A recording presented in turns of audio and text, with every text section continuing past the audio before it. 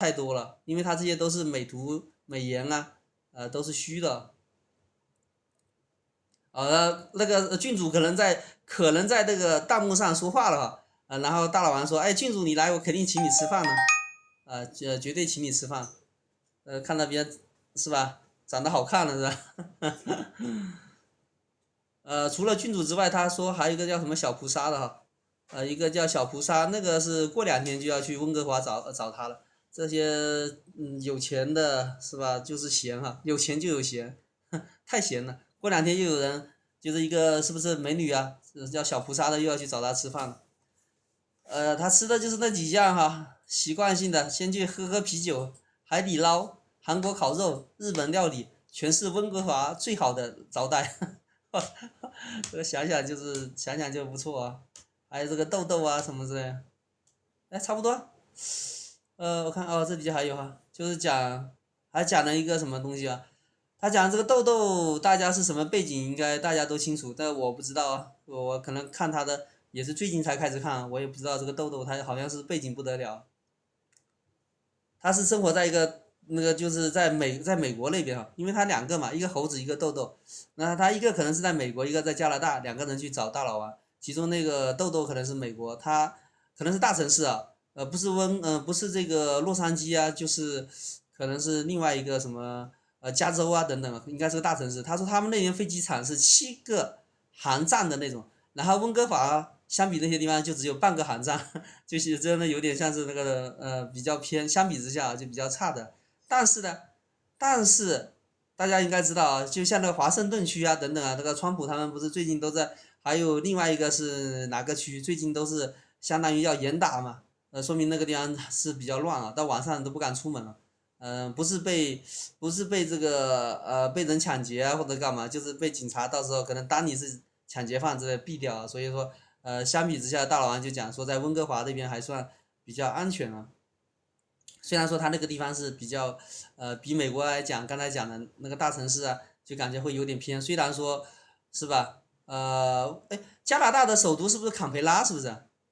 然后温哥华其实不是它的首都呢，但是名声比较响着啊。然后他在那边，他说到晚上就是讲叫那个豆豆他们一起去吃饭的时候是晚上12点，吃饭，昨天晚上吃到12点钟，然后在什么海底捞叫做文和华的海底捞营业是到晚上2点，然后出去的时候还有很多人啊，形容一下人是为什么叫人很多了，就是说什么走出去的时候2排大腿中间走出去，就是都是列治文那边都是中国人啊，在列治文那地方，有些人都跑到温哥华的那个什么列治文那个市特别多，都是华裔的，大家都过得很潇洒，很松弛等等，伸着个腿啊，到这边聊天啊，是吧？感觉是在腿中间穿来穿去啊。那你想呀，肯定2个人相互聊天啊，一聊到美国是不是？反而晚上都不敢出门了。哇，他说有什么500到100号人在那里坐着，就人特别多。那个豆豆说：“哎呀，温哥华太好了，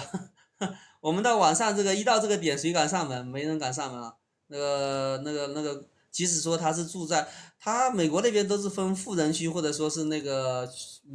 什么，比如说穷困的区啊，按区来分的。那个穷困的区更不要讲，那个更治安肯定更乱了，是吧？你他刚刚讲的那个人的背景知道吧？也是很牛逼的，肯定是住在富人区了，那个地方他都不敢出门，可想而知是吧？这个地方，哎呀，再根据最近这个川普到处准备各个大城市，加州还有这个就是然后是乔丹所在的什么芝加哥那边准备都要严打了，所以说可想而知那些地方还是比较乱啊。哦，那个大老王说，哎，要不你豆豆就搬到这个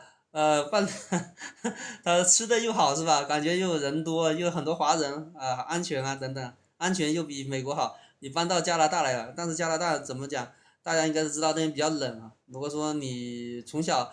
不是在北方生活的话，你到那边能不能习惯？这个要考虑一下气候之类的。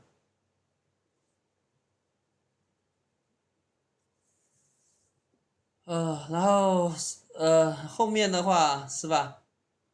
晚上去了什么小酒馆？他跟小酒馆那边可能专门有个定点的，那可能比较熟悉。那小酒馆的说小酒馆的人他都认识这个大老王嘛，说哎怎么最近不怎么来或干嘛？他说你这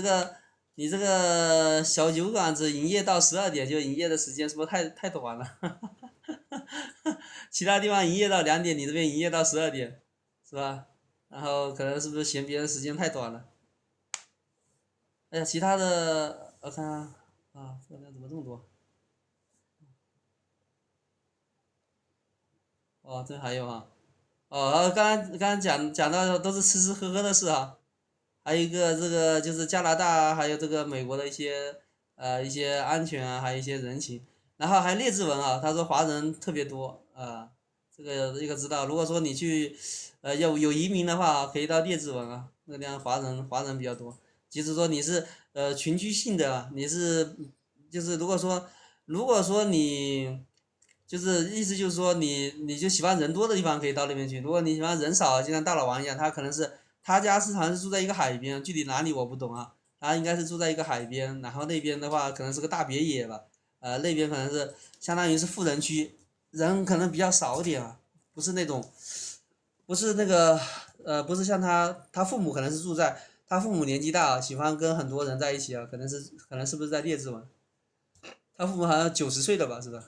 他50岁他父母的话至少应该有80、90岁，应该至少有还不错这个人好的话就好报是吧？父母的也比较长寿。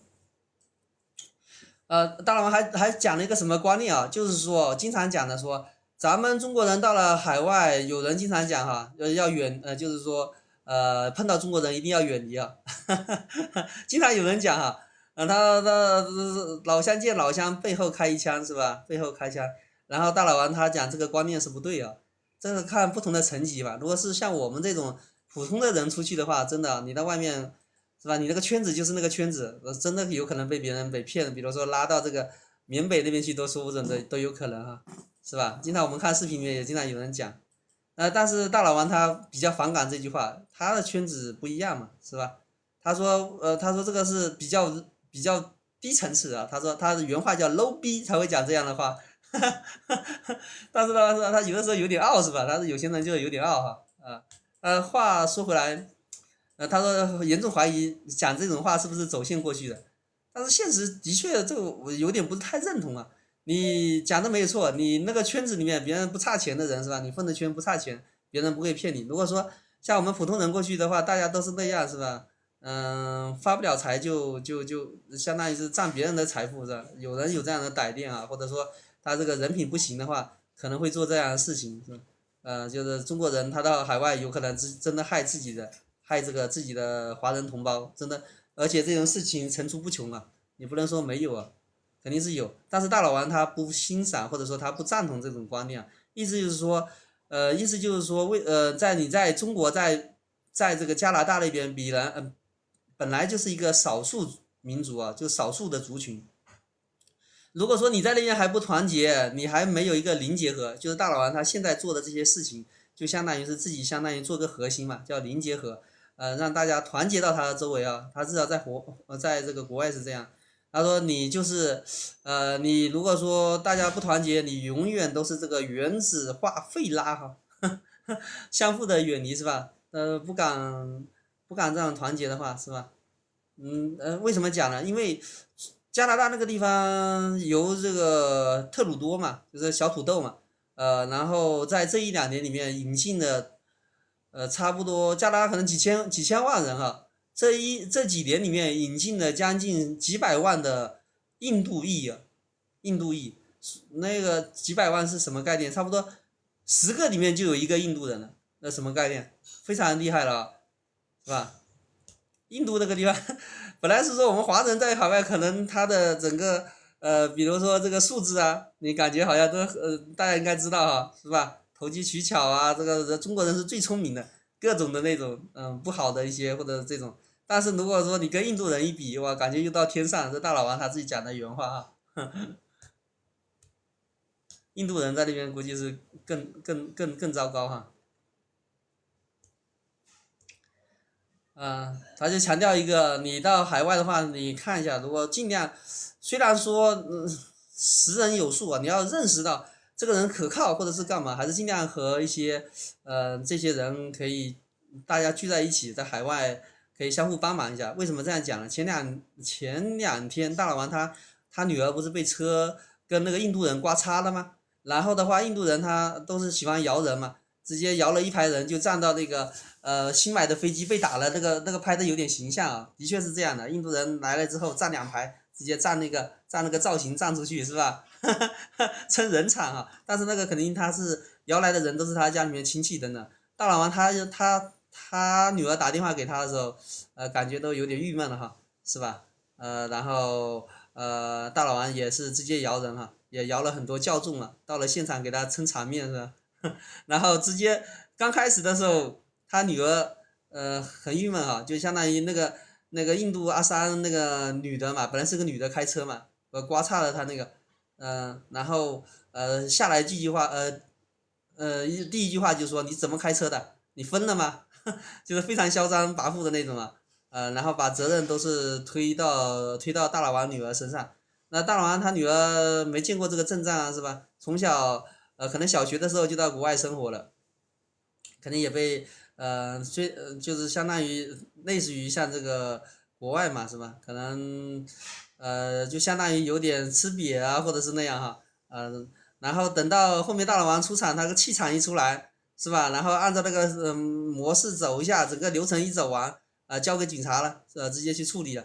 走了之后，然后那个几个印度人，他大老王开车来的嘛，他女儿的那个车是他老婆的二手车，给他开的，他开的可能是特斯拉，最近买的那个哈，最新的那个 Model 啊还是什么东西，那个特斯拉的，我估计是这辆车。然后他们走的时候，那几个印度人在望天啊，因为他们那辆车是自己唯一的车，直接被撞了哈，直接被撞，直接刮擦了之后，然后交警就是说这些车全部都要拉到，就要都不能都有隐患啊，都要用直接给他拉走了。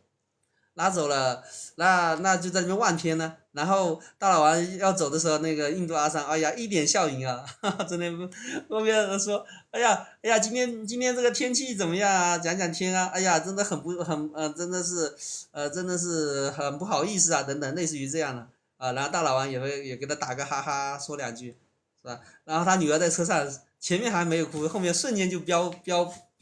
哭了，直接就哭起来说，哎，不对呀。我刚才跟他们讲话的时候，他们态度不是这样的，所以说哈，刚才讲的，你大老王强调的，你在外面，我们比如说是少数族群，是吧？华裔少数的一个少数民族，在国外他是少数民族，他现在是加拿大人嘛，但是还是华裔啊。他说你还是要有个零结合，还是要有一定的朋友啊，不然你到外面，可能也是遭欺负啊，或是吧，也不好混哈。这就是刚刚讲的，讲了一个大老王强调了一个，就是说，虽然说你在海外有人有这个观念，就是讲，远离中国人啊，就远离这个同胞，会被骗的，反而就是这样的。现实里面的确是也存在这样的情况，但是你要看什么样的层级，就是说你是哪个圈层的，是吧？如果说你是普通的那种打工仔或干嘛，要注意一下，别人为了生存或者干嘛可能会骗。如果说都是有钱人是吧？别人不一定想骗你啊，是吧？还有一个看人品呢，还有一个看自己的观念啊，看自己的信仰啊之类等等。那有些人他可能就是说一直就是这种很坏的这种啊，你到哪个国家还是一样的本性，也有这样的人，这不能完全排除。即使说你有钱，也不一定人品会好啊，这个讲不清楚，都是要看嘛。刚才讲了，大老王说了，他在请这个去见他的那种拿信教的教友啊，有这个豆豆啊，还有猴子啊，他们不喝酒，然后他自己一个人在那边喝啤酒喝的，然后第二天就去吃了海底捞，第三天呢就把他们两个请到自己家里面吃自己的私家菜啊，也是吃西餐嘛哈，吃西餐，然后的话。啊，就是讲了一个刘小排啊，然后大老王每一年等他小孩放假的时候，都会去夏威夷啊，都会到夏威夷去的啊，他有这个习惯。然后其中有一个人，他上次刘小排是等到那个等到这个大老王了，我记得他好像大老王是先回来的吧，回到温哥华，好像没2天，听说刘小排还在那边还是什么意思，然后他又飞到这个夏威夷，是不是这样？我有点忘记掉啊。所以他还是很看重这个刘小排，刘小排估计也是一个，虽然是个小年轻啊，估计家里面很有家底啊，是吧？很有家底。然后他介绍的说有另外一个朋友在那边也在等他，然后上一次可能没机会见了，但是大老王说他等到这次放假的时候，他肯定还要去那边哈。谁想去见他的话，到时候可以去夏威夷啊，那个檀香山啊，去那边见他。但是他如果是女的话，他会带上他老婆的张教授的，什么包括什么郡主啊，小女菩萨，到时候想去见都可以去。现实里面，他还是一本正经啊，虽然说在网络上比较会讲这个唠黄科等等啊，然后有一个跟他去见面的那个一个什么少妇教友就问这个教主啊，你有没有这个车证，有没有车证那个车证啊哈，然后那个教主说，哎呀，你看我年纪这么大了是吧？怎么会像小年轻一样哈？年纪又大了是吧？看我们岁数都到这个岁数了，50多岁了是吧？哦，他这讲了一个哈，刚才我们最后面再说一下，其他的好像都没有去总结，我们就不说了，就讲了在里面喊话了，又喊到这个小潘西啊，南京小潘西啊，他讲说，他说，他自己讲哈，就浪费你这么多的，耽误你这么多年的青春啊，可能就跟他以前拍拖的，完了你到底是要钱啊，还是要人，都可以啊。如果说要人的话，他就跟他的老婆张教授谈一谈；如果要钱的话，你就说个数啊。估计大老王是吧？那谁知道了是吧？小潘西的大老王他现在也有一定的影响力了啊，这么久没人出来说话，他只是在那边喊喊话。那个人可能是吧？别人可能早就为他人妻了是吧？也多一事不如少一事，他怎么可能会去应这个大老王的话呢？我估计这种机会。或者说这种几率比较小啊。即使有的话，他你说要这个钱这个数，这个不是这个怎么讲？讲不来哈。但是的话，这个也是一个就是说大老王在做人做事，或者说觉得一生里面好像有亏欠的，他经常强调的就是说自己是吧？自己这个哎呀没有得罪谁，没有欠谁的钱所以说他睡得比较安稳。但是可能欠这个人的这个情的话，这个东西可能是唯一的他觉得有亏欠的这个事情就经常在隔三差五啊，一个就是喊这个喊话的，就是叫做南京小潘系的这个经常讲然后另外一个就讲的就叫翟山鹰的哈就是翟山鹰是就是相当于寄生鱼和生亮啊，经常在网络上两个哈，你骂我，我骂你哈，但是前一段时间有一段时间大老王还经常强调哈，说要去赌这个翟山鹰。我最开始看他的时候都好多天了，但是现在呢好像又关系又有所缓和了，也没有去强调这个了。那具体是不是两个又说和了？但是翟山鹰还是没说和。你翟山鹰是做的最开始比较久的，最开始刚起步，就是起步比较早的，所以说做了个做了一个相当于是大 V 了是吧？经常这个大老王经常讲自己可能说自己起步的时候比较难嘛。你作为原来你的前领导是吧？你现在我作为大老王，我出来做直播，你要不要给我相当于给我这个至少作为是吧？作为前领导，你还欠了这个大老王300万的这个一辆车，给了他一辆车，是吧？你至少拉他一把吧。刚开始没人气的时候，大老王经常就讲他没发达的时候，或者说这个 YouTube 油管没做起来的时候，经常讲这个事情意思就是说原来是他去拱火这个这个翟山鹰啊，经常就蹭他的热度。现在的话就是说翟山鹰反过来，是隔三差五骂他，然后他现在是严防死守。原来是讲这个翟山鹰严防死守，不，这就是不认识，我不认识。等到后面呢就稍微提两句哈，等到这个大老王稍微有点起色的时候，现在呢反过来就天天骂，经常习惯性的经常骂，因为他们两个相互揭底的嘛。大老王好像意思就是说，在言语中好像讲了，就曝光了他的两个小孩，他说可能是不是因果报应啊，是骗人太多了，他两个小孩可能有一定的精神病，不是那种精神病啊，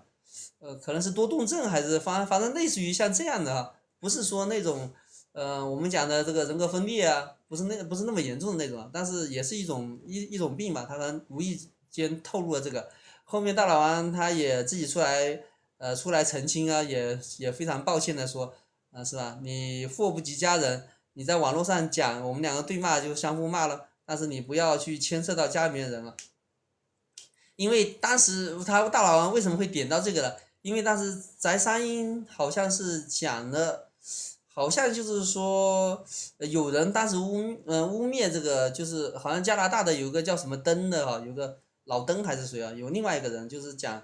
也是一个大 V 哈，也是个大 V，就是当时就是说这个大老王可能什么乱伦啊什么之类哈，就跟他的女儿。什么情况？然后这个翟山鹰呢，好像捡到宝一样的，就相当于就是沿着别人的话哈，也会出来就说，哎呀，以前这个人喜欢玩小人妖的哈，意思就是说可能说以前的那种，以前那种状态啊，就是联想到现在啊，就是我就讲了几次大老王这个事情，那大老王肯定火啊，火大起啊，是吧？所以说他就你敢说我的家人，或者说污蔑我的家人，他就把他的家底，把他的小孩给他曝光了一下。但是大老王后面也讲了哈，我们也主动认错了，说不该提这些东西，是吧？那现在的话，翟山鹰他可能反正就是屡也不爽吧，反正现在大老王也差不多十几万粉丝了，还是20万粉丝，很快啊！他从10万到20万涨得特别快啊！以前10万可能到10万的时候涨得慢一点，现在我发现他妈10万到20万好像眨眼睛啊，没多久，他一天比如几百个粉丝啊，1000个粉丝还那种速度涨啊，很快的感觉啊，直接涨到20万。他现在有点就是相当于不是太像经营，他意思就是说超过20万粉丝之后，可能就会受到就是相当于肯定会被相关部门啊，就是就像列一个那个条目一样啊，可能就进入到一个重点关注的对象，他不想成为那样所以说他现在有点就是说把这个粉丝里面层级想给他弄高点啊，给他甩掉一些粉，尽量的话，比如说3天打鱼2天晒网，做直播也没有以前那么勤了，时长也没那么长了，做了一下直播还真的有点老了。我看他刚出来的时候侃侃而谈，特别能说，是吧？拿个小扇子闪一闪，是吧？精神头十足，然后讲的也是